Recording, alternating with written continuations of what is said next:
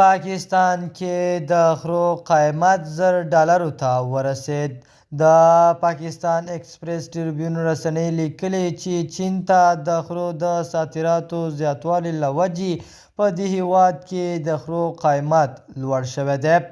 په سلامونو مو هرکلی کوم د ایف جی نیوز چینل درنو لیدونکو. سلام، ستړي مه شئ، وخت مو په خیر.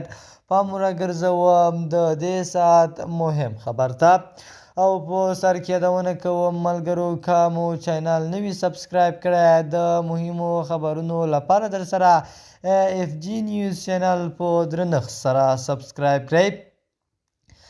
د دغې رسنۍ د معلوماتو پر اساس په وروستیو اونیو کې چین ته د خرو د پوستکو په صادراتو کې بې ساري زیاتوالی راغلی او د دغه حیوان قیمت 300,000 پاکستاني کلدارو معادل یې 1078 امریکایي ډالرو ته رسیدلی دی.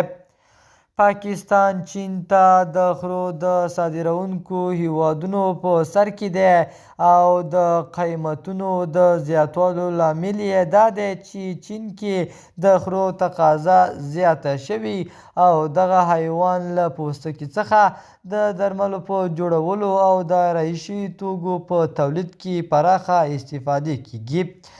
د ایف جی نیوز چینل درنو لیدونکو، دا اوس زموږ د دې ساعت چمتو شوی خبر. د نورو مهمو خبرونو لپاره در سره ایف جی نیوز چینل په درنښت سره سبسکرایب کړئ. تر بیا ښې چارې، د الله په امان.